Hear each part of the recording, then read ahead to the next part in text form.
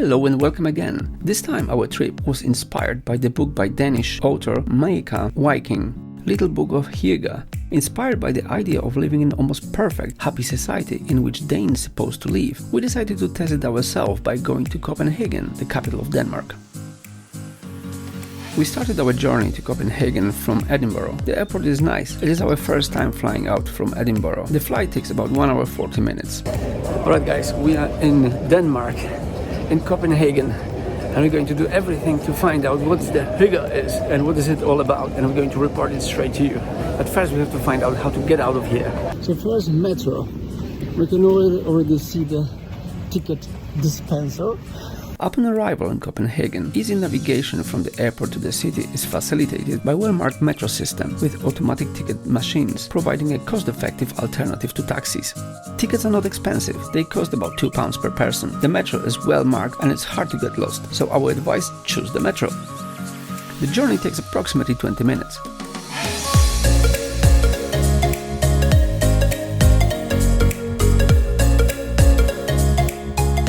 We are in Copenhagen, baby!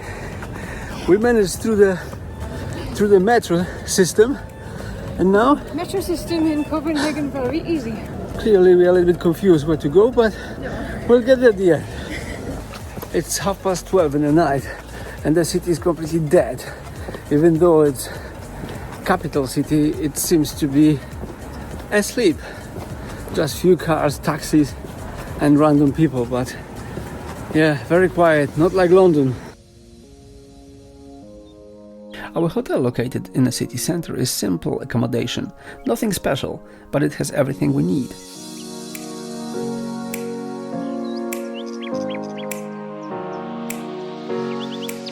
Right, so we're here in our hotel room. Well, I assume there will be much simpler than this. It's actually not bad at all. Yeah, very cool. I think no big light. Yeah. So, hygge lighting. Hygge lighting, right, okay. As we said before, we're here to chase the hygge. Good morning, Copenhagen. Today, first day of our exploration. Our aim, as always, is to find something good to eat. And explore something, by the way. But first on our list, the breakfast. The next day, early in the morning, we set out to conquer Copenhagen. Our walk leads through the beautiful park, and the blue sky gives us energy to explore. We're passing by a few monuments, sculptures and many bikes riding in all directions.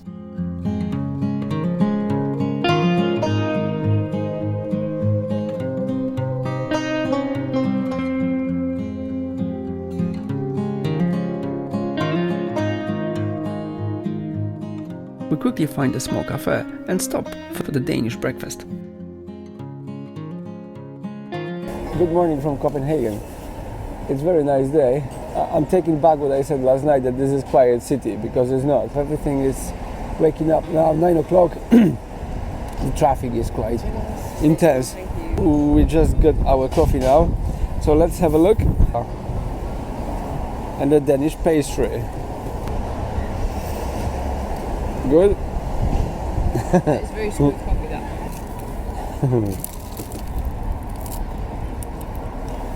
That is very nice.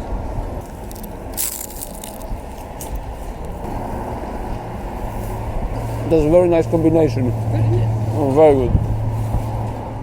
After the quick and satisfying meal, the next attraction on our list is the local University of Copenhagen.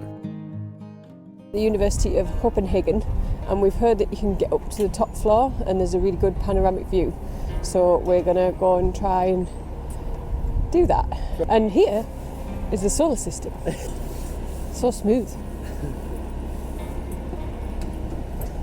Good planet, good job.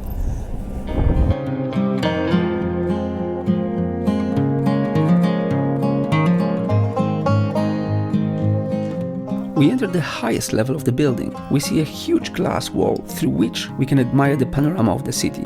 There is something magical about this place. Lazy rays of the sunlight illuminate the spacious interior of the building. It's warm and pleasant, and the view from the window is breathtaking. The first attraction of today has been ticked.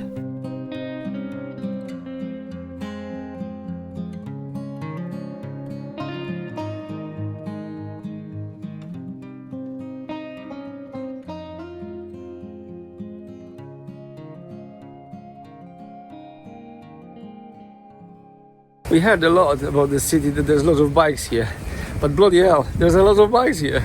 They are everywhere. People riding them, they are parked everywhere. So sooner or later, in spite of Jenny's fear, we're going to get one and we'll see how it goes. As we mentioned in previous vlogs many times, one of our travel goals is the food. This time is no different. From the university, we go towards to the local food market. Here we find not only Danish dishes, but also dishes from all over the world. Seriously guys, you really need to visit the food market in Copenhagen. It's amazing. I can promise you that everyone will find something here for themselves.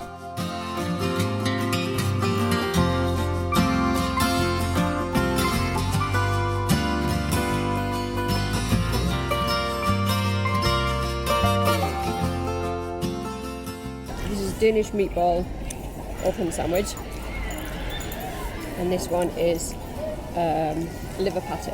That's very cool presentation. That is gorgeous. Wow. You know I like sandwiches. I know. Sandwiches is my thing, so I think I could live here in Denmark. It's hard to tell really which one is better, because both of them are absolutely amazing. The bread, I would say, is probably the weakest point of it. It's better than the rye bread we have in England. Yes, because it looks almost like pumpernickel, but actually is not. A funny combination, you wouldn't expect it to be good together. Red currant and a beetroot. Which one is your favorite? My favourite's the meatball. Why? I just like the flavour. I think it's because the liver is quite a strong flavour, whereas like the combination of the onion and the meatball and the bread and this, it's like a potato salad that's on the top. I like those all together. They look so pretty, and as I said before, they taste as good as they look. What did we learn so far about Copenhagen? We learned that there are many bikes, many bikes. We learned that the open sandwiches that they're famous for are very good. It's a vibrant city. Everybody seems to go in somewhere, got a business, but also there's lots of people just chilling. Open sandwiches in Denmark are called smørrebrød, and that is their term for open sandwich. And the ones that we had here are excellent. They look good, they taste good. It's good value for money, quite true representation of what it is, the open sandwich. Smørrebrød. This is our first day in Copenhagen and we already like the city. This is a very nice vibe from it, and I keep saying it, but it's very vibrant. The colors are beautiful. We are quite lucky because we've got good weather as well. So we're having a good time because we chase the good food and we chase good drinks, so everything as it should be. Cheers!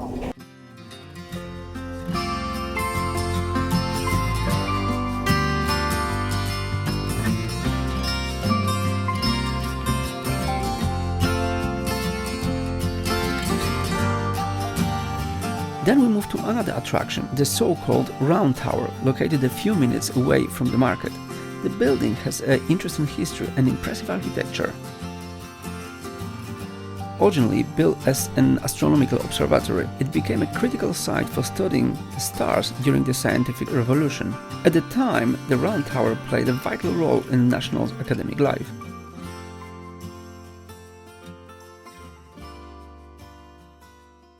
Walking up in the Round Tower, pretty cool place. It used to be used as an observatory, and also there is a library one level down. Beyond the scientific use, the Round Tower was popular public attraction, with Copenhagen citizens often visiting to take in a view of the city. Today, it stands of the oldest functional observatories in Europe and a testament to Denmark's early contribution to the world of science. And again, the panoramic view from the top of the Round Tower delights visitors.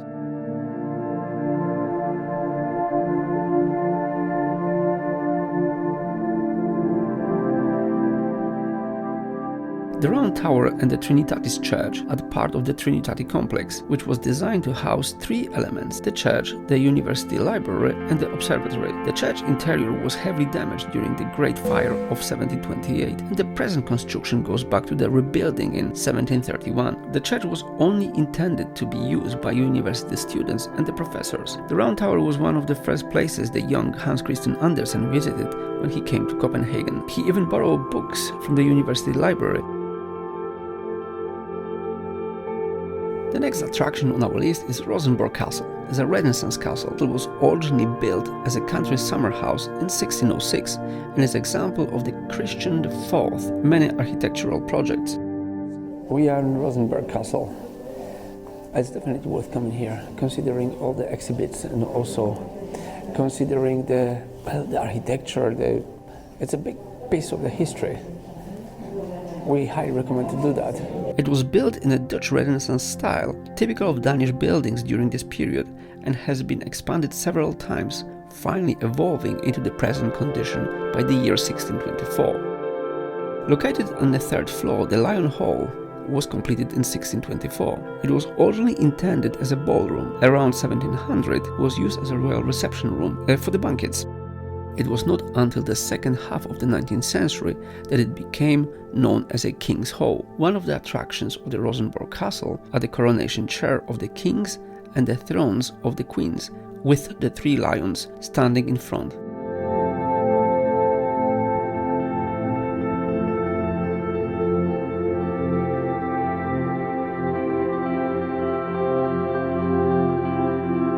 The castle is open to the public for tours. Of special interest to the tourists is a treasury displaying the crown jewels and the Danish crown regalia located in the castle. The castle is situated in the King's Garden, also known as Rosenborg Castle Garden. After visiting Rosenborg Castle, we're moving on and we're finding a local pub where we're having a few drinks. It's very difficult to become alcoholic in Denmark because the beer costs about £7. The most popular beer in Denmark that's exported to other countries is the Tuborg, which I've tried before, so let's try again. Good. Beery. Very beery. Very beery. We like it. After visiting the castle, we decided to visit Nyhavn. On the way there, however, we pop into the Lego store. They have a model of Nyhavn here. It looks very cool and we cannot wait to see a real thing. Nyhavn is a 17th century waterfront canal and entertainment district in Copenhagen. Stretching towards the inner harbour just south of the Royal Playhouse, it is lined by the brightly colored 17th and 18th century townhouses and bars, cafes and restaurants. We are here in Nyhavn. It's a very nice place. It's very similar to Bryggen from Bergen in Norway. Very pleasant place, very cozy atmosphere. It is a little bit chilly, I would say. However, saying that, they provide us with the blanket and that'll do the job. Also nice cozy lighting over there. There's a heater above us and generally it's very nice. Our beer jackets. Which is the most important bit.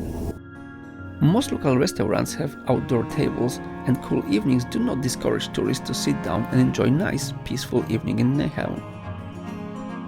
When visiting Nyhavn, you cannot miss the famous hot dogs from Copenhagen. They look delicious, smell delicious and taste delicious. This may not be the most sophisticated of our meals, but we strongly encourage you to try it. That would be a major mistake to come here and don't try the typical Danish hot dog. That's what we're doing right now. What do you think, Jenny? I like it. Yeah, it's very nice and warm. Awesome. The hot dogs actually do not disappoint. Maybe it is magic of this place that makes those the best hot dogs we ever eaten. The Nyhavn is a place very reminiscent of Bergen in Norway. A long promenade divided by a canal, along which there are countless restaurants, small souvenir shops and local bars.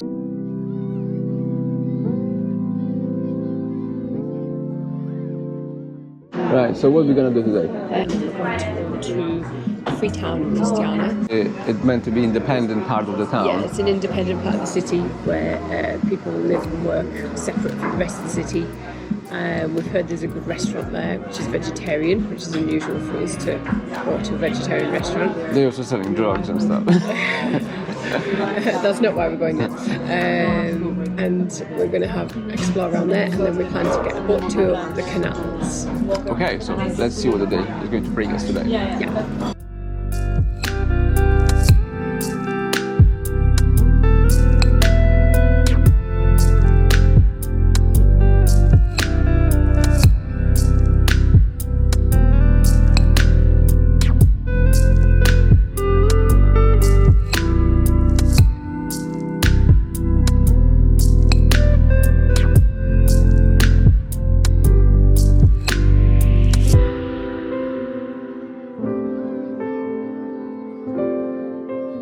We are coming back to Nyhavn again, mainly because we want to see this place during the day, and also want to go on a short trip through the canals of Copenhagen. We quickly buy tickets for a boat, which takes us for 1 hour trip.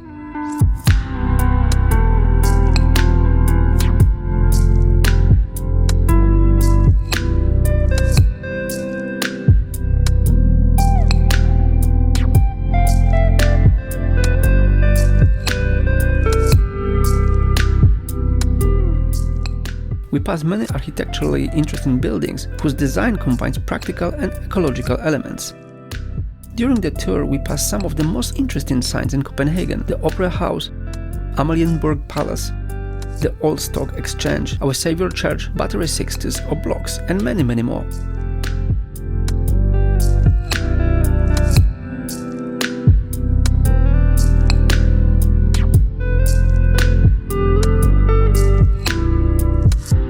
One of the attractions is the iconic Little Mermaid, the fictional heroine invented by the Danish writer Hans Christian Andersen.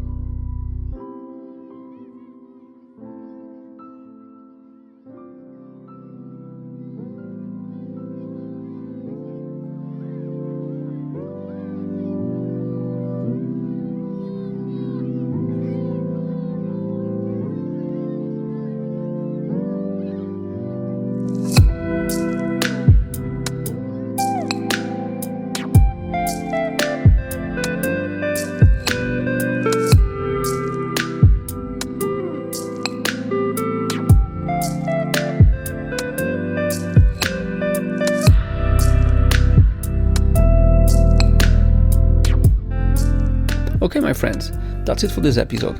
In the second part of our vlog, we'll tell you more about other attractions in the Copenhagen that you should not miss when you visit this amazing, vibrant city.